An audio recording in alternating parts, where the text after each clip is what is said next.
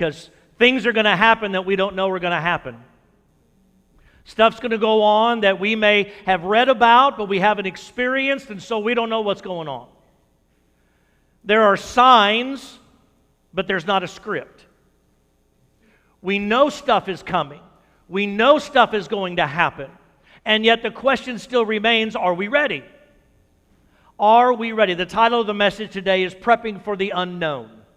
Preparing for the unknown, which draws a question, doesn't it? It demands a question. How do I prepare for the unknown? What can I do to be prepared for the unknown? Because many people, as we have been reading and we understand, many people are not going to be ready. A lot of people are not going to be prepared for what's coming. I'm not sure everybody in this room is going to be prepared for what's coming. I'm not sure everybody in the room is right now prepared for what's coming. And so we need to evaluate, what do we need to do?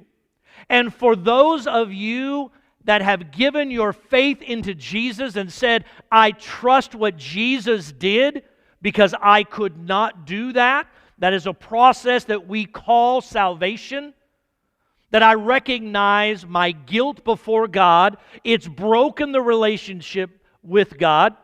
One sin is all it took to break that relationship with God. And it remains unbroken until the moment in your life where a decision is made that says, I believe that I have done it. I accept that I've done it. I believe there's nothing I can do to fix this.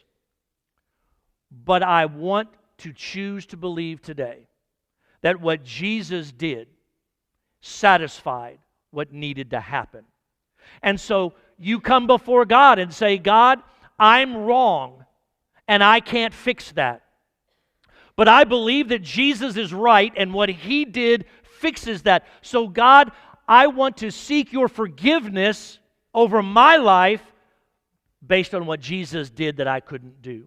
God, would you become the boss of my life in that moment?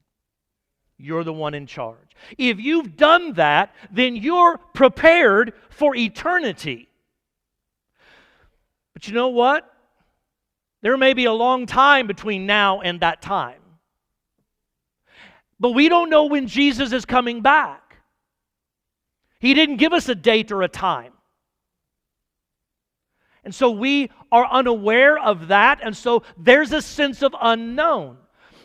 Is He going to come back today? He could come back today. Is He going to come back this week? He could come back this week. Is it this month? Is it next month? Is it this year? Is it next year? Is it this lifetime? Or is it the next generation's life? When is He coming back? We have signs, but we don't have a script. So it's not like I can read ahead and go, okay, on this day and this moment, that's when it's happening. And for some of us, we're like, I really wish I knew.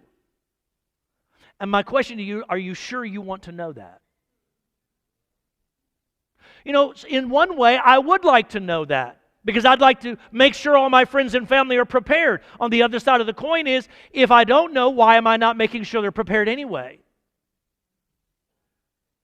And in the process of trying to have gospel conversations with friends and family and coworkers and students that you are in school with, the process of having those gospel conversations, you're going to run up against those who are not in favor of what you're talking about. They haven't chosen that. They're not choosing that. They're not interested in that. And what is sad is we're going to find 3 examples in our scripture today of the same thing that Jesus is going to talk about. He gives 3 illustrations to this. So I invite you to join me over in Matthew 24 as we look at verses 36 to 51 together this morning.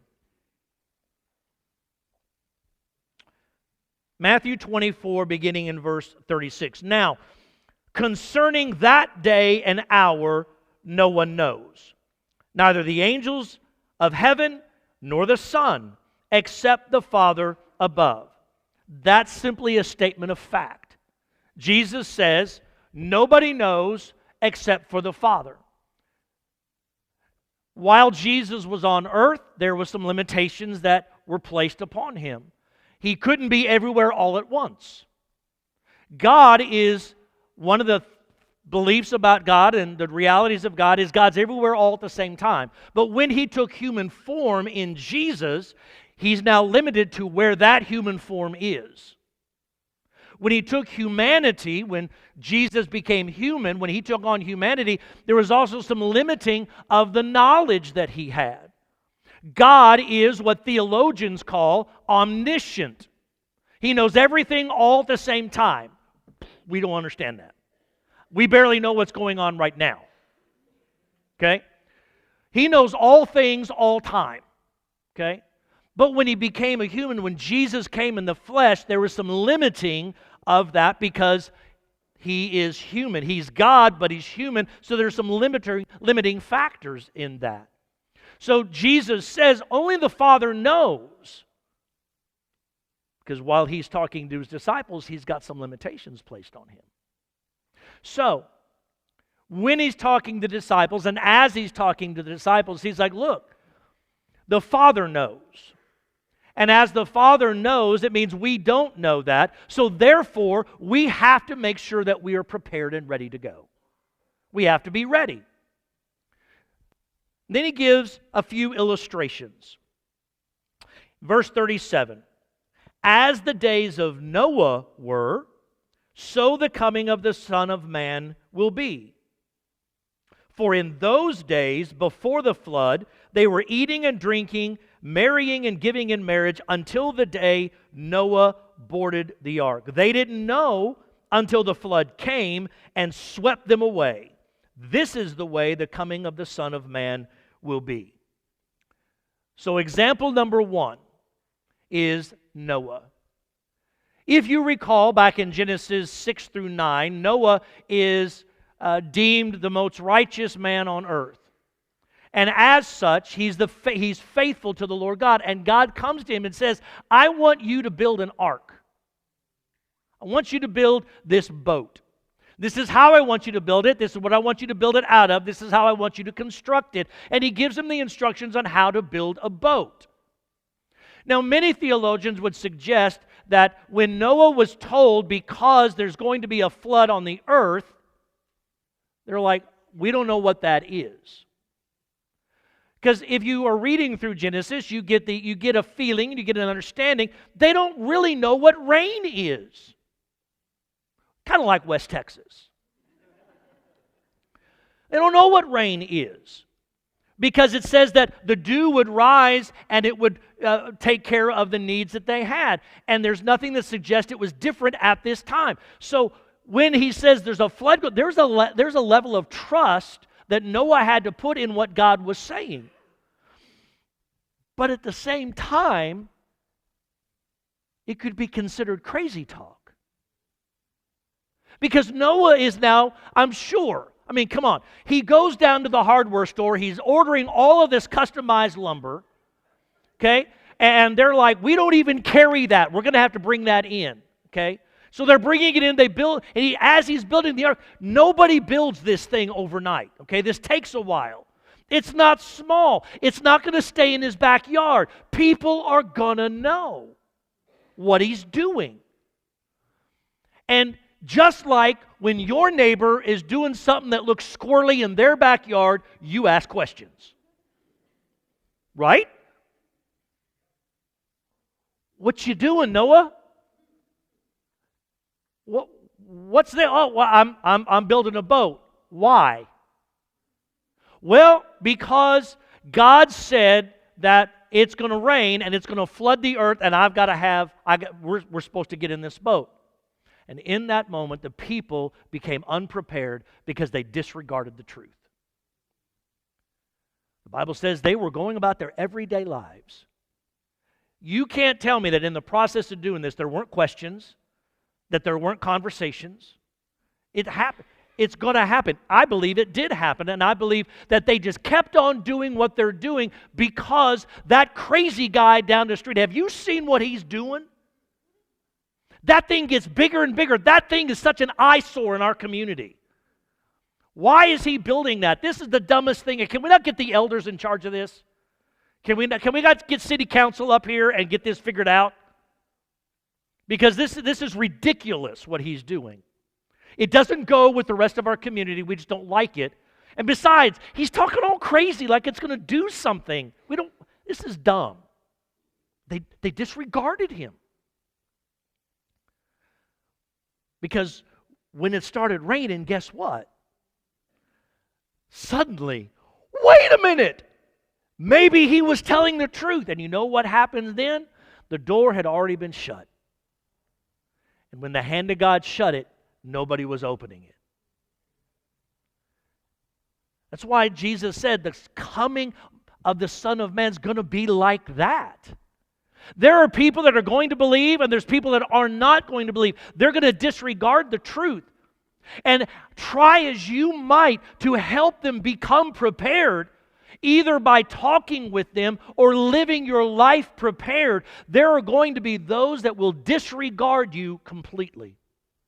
They're going to disregard the truth altogether. Now, I'm not talking about nuances of things that are secondary and tertiary that are not the primary thing. They're going to disregard. They're going to disregard who Jesus is. They're going to disregard who you believe Jesus to be. They're going to disregard that there's ever going to be a judgment. They're going to disregard there's ever any accountability. They're going to disregard that at some point every human being will stand before a holy God and have to give account for their life.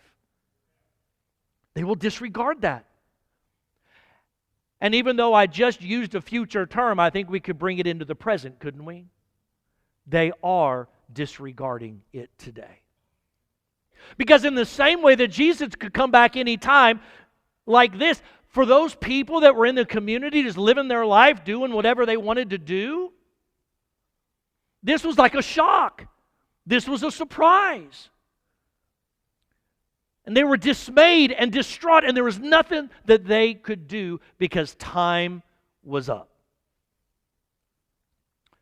Jesus said the same thing's going to happen when the Son of Man comes back. It's going to be like that. People are going to disregard. You're going to be made to feel unworthy. You're going to be made to feel devalued. You know, in fact, the people at that time, their views, I'm sure that they believed their views were just as valid as Noah's views. Well, that's your truth, Noah. But what's true for you may not be true for me. You're like, relativism was way back in Genesis? I don't think it's new. It's been going on. And they're like, well, this is what we believe, and you're the crazy one. Who was the crazy one in the end? The ones who disregarded the truth. And so you've got this going on in the time of Noah. Noah was made to feel unworthy. Noah was looked over. Noah was just disregarded. And my friends, I'm going to tell you that as a follower of Christ, you may feel some of these same things. But it doesn't mean to stop building your ark that God's called you to build. You keep building. They can make fun of you. They can disregard you. They can look over you. They can tell you that what you're doing is wrong. They can tell you that you're wrong. And while we are called to love, and we're going to get to that, don't stop building the ark God's called you to build. That comes into a sense of personal calling. What's He calling you to do? Get after that. And we suffer from the fear that the devil gives us sometimes. Well, I'm afraid to start. I'm afraid to continue. What if? And we play the what if game so much. Well, what if I get in trouble for this? What if I lose my job over this? What if I get thrown out of my family? What if? When it's all said and done, listen to me carefully. When it's all said and done, if you have disregarded the call God has on your life, you will regret that. Whatever that may be. And there's Every one of us has something God wants us to do. Are you doing that? God wanted Noah to build an ark. What's He asked you to do? And you will face opposition. It's going to happen, if not already. What are you going to do with that? Jesus continues and He says, then, and this is the second illustration, this is the worker's illustration, then 2 men will be in the field, and He's still talking about when the Son of Man returns. Then 2 men will be in the field, one will be taken and one will be left. 2 women will be grinding grain with a handmill, one will be taken and one will be left. Therefore, be alert, since you don't know what day your Lord is coming. So you've got this sense of being disregarded, you've got this sense of now being disrespected. You've got this illustration of the 2 workers. You've got 2 people working in the field together, and in that moment, one's gone and one stayed. There's this sense of there are those who are going to live their whole life and just reject God altogether. There are those that are going to do that. And that is the sad reality of the world in which we live. It hasn't changed over the centuries. There were people in this time, there are people in our time. There are some that are just not going to receive the truth about Jesus. But it does not mean we stop talking about Jesus. Because we don't know, do we? We don't have the knowledge of knowing who's going to accept and who's going to reject. We don't know who's going to die without Christ. We have assumptions, but we don't have knowledge. We can look at some people that we know that have disrespected us over the course of time. Every time we want to talk about God or Jesus, however random or however particular. And they just disrespect us and they ignore it. And so over the course of time, we've come to an assumption, haven't we? Well, they're just a lost cause. I can point you to more than one individual that I've had the privilege of sharing Christ with that everybody else has thrown off as a lost cause.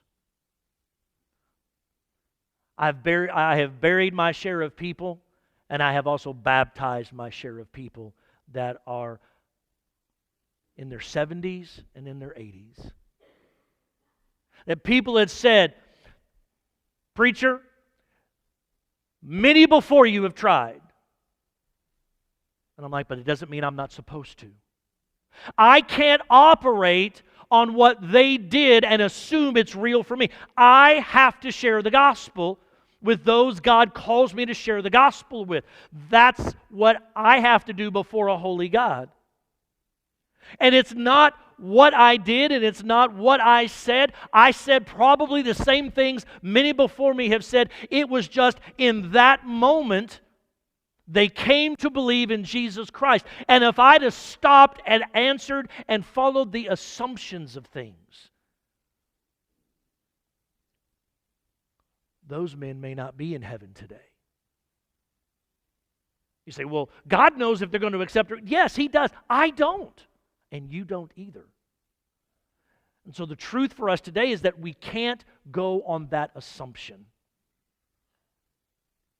We need to be sharing the gospel and having gospel conversations with a different assumption.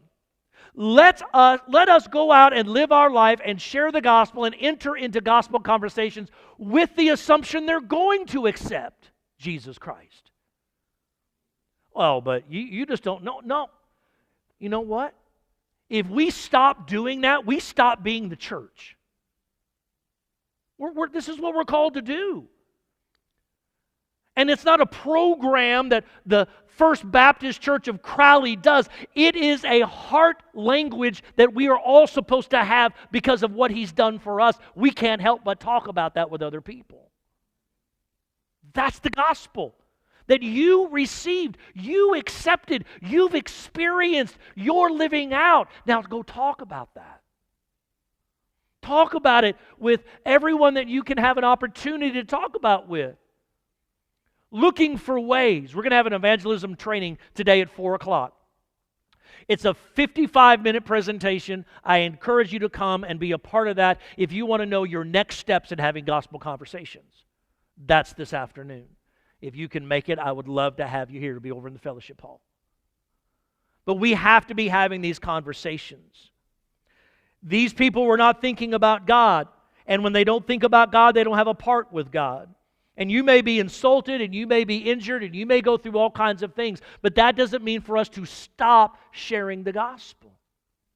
We continue to talk about it. Why? Because it's all in this realm of being prepared. I mean, let's be honest. Let's have some honest talk for a second. We all have people we don't like. Right? We all have people we don't like. We all have people we don't care for a lot. We all have people that just drive us up a wall, right? Okay, we can do this and then do this. We do. We all have those people. And we don't like to admit it because we know, being a Christian, I'm supposed to love them. But some people are hard. That's true. It's real. It doesn't mean to stop. Doesn't mean to stop. Doesn't mean to stop trying. In fact, your getting through it and your getting over it may be a way for them to see the forgiveness and love of God coming through you to them and gives you a parlay moment into talking about Jesus. The only reason that they may say, you know what, we haven't got along much over the years. Why are you being so nice to me? What do you want? I just want you to experience the love of God the way I've experienced the love of God. What are you talking about? I'm talking about Jesus. You know what? You can't control if they accept or reject Jesus Christ. That's not on you. What's on you and on me is to share the story, to share the truth of Jesus Christ, and to do it in a way that we don't get in the way of it. And that last one's what we get bad at. We get in the way. We have feelings, we have presentations, we have ways of doing things that just rub people the wrong way. So we're getting in the way. We have to work to not get in the way and love and care and share Jesus Christ. And in doing that, we are opening doors for God to do a work, and we're just trying to bring these two together and help them in that moment. He goes on, therefore, be alert. You don't know when the day is coming, but know this. This is the third illustration, the homeowner or the master with the thief. If the homeowner had known what time the thief was coming, he would have stayed alert and not let his house be broken into. Of course. Right? This is why you're also to be ready, because the Son of Man is coming at an hour you do not expect. My friends, there will be those in our lives that will diminish the truth. They will minimize it. It's not that big a deal. No, it is. I mean, according to the Word of God, we're all going to stand before Him, and we're going to find out in the next chapter, the next couple of weeks, how He's going to separate the sheep and the goats. And in that separation, it's done. That's the final separation. And when that happens, it's done. And people will diminish that. They are unprepared because they're diminishing the truth. And, you know, thieves don't send calling cards. They don't set up appointments with you. My goodness, I sometimes just have to block Nextdoor app every now and then. Because it's just all the time and all the things. And sometimes it's just crankiness, and sometimes it just burdens to hear. You know, I can't believe this happened. I'm like, okay, it happened at 3 in the morning. Of course you didn't expect that at 3 in the morning. And if you're up at 3 in the morning, why is this a surprise for you? And this is kind of the deal, because the homeowner, had he known the thief was coming, would have prepared his house. He'd have been more vigilant at that. But he didn't know the thief was coming, so he didn't prepare his house. Why? My house has never been broken into, and yet I have a habit every day. Before I go to bed, I go and lock all the doors. I've never been broken into. It's never happened overnight. I've not done it, I've never had a burglar come into my house overnight while I'm home and all that. But you know what? It doesn't mean that I'm not going to be prepared. What if it happens? You got to be ready. And that's ultimately what he's saying, is that don't diminish this. Don't just say, oh, well, it's not going to happen. It hadn't happened. It's not going to happen. You have to be ready, because he's going to come like a thief comes in the night.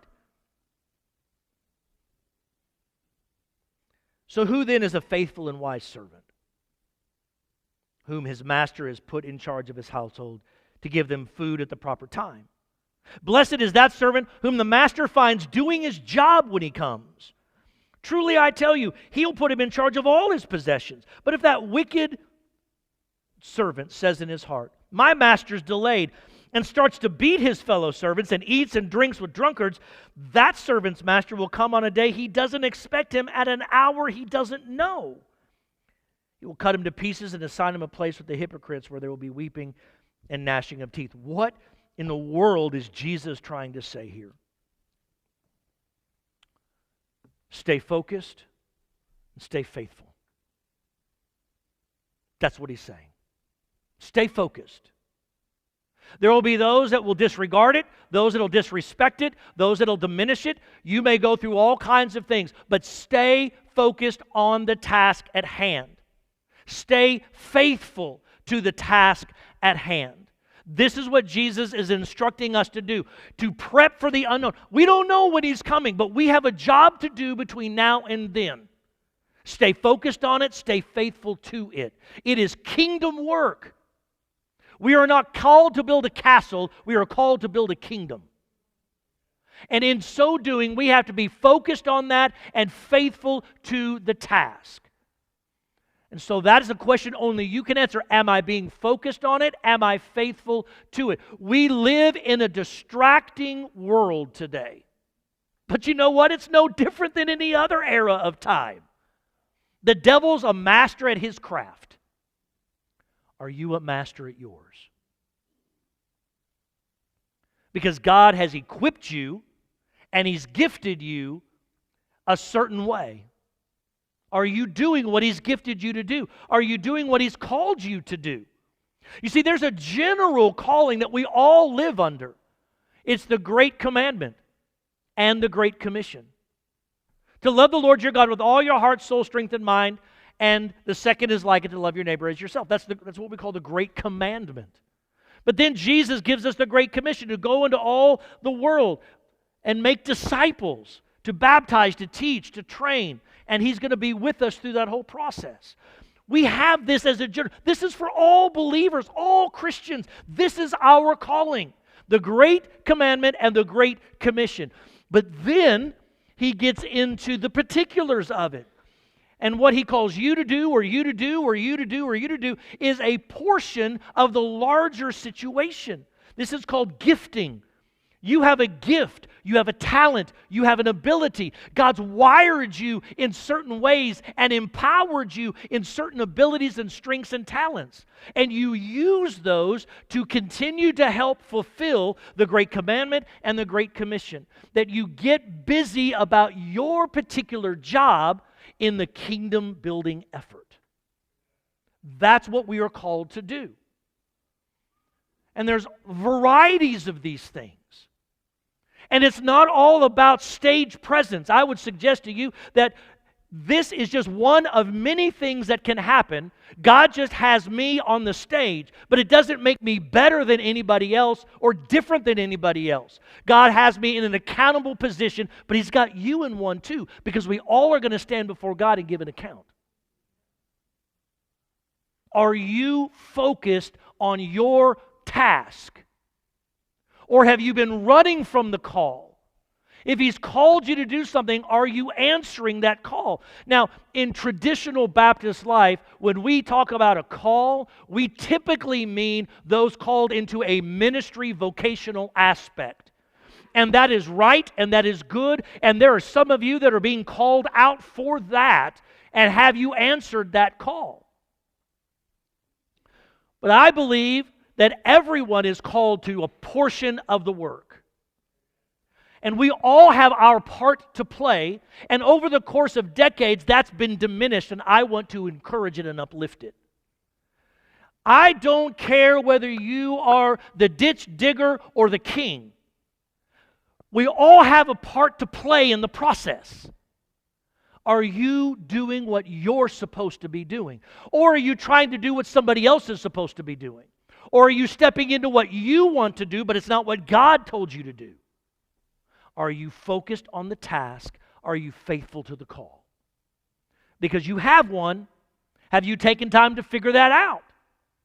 Have you taken time to answer that and be obedient to that call? Well, yeah, but I don't want to do that.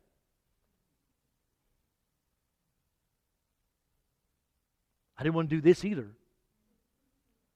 And that's another story for another time. A lot of negotiation went into this. Don't do that. Negotiating with God's not going to be good for you. Well, what if He takes me to Africa? You know what? As happy as you are now is not even close to the joy you will have halfway around the world, but doing what God has you doing. Your dreams cannot outpace God's dreams for you. You think it's all right. You think everything's fine. My life's together. My life is great. And if you are outside of the will of God, it's not as great as it could be. Only in the middle of God's will are you going to have the sense of joy that surpasses knowledge. Well, I didn't know I could have it this good. I didn't know I could feel this joyful. I didn't know I could be this way. I thought life was just this, but I didn't know I could have all of this. Let me let you in on a secret. Being a pastor is a headache some days.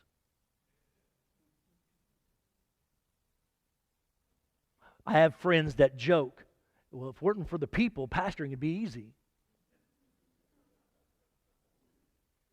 But here's the reality. I wouldn't do anything different than I've done. Because this is where God has me. Can you say the same? I wouldn't want to do anything else because this is where God has me. I'm doing what God's asked me to do. And I'm going to do it until I get a different mandate from the high king of the universe. Stop listening to the low kings of this world. Because the high king has said you're special and valued and worthy and called. Go and serve the kingdom.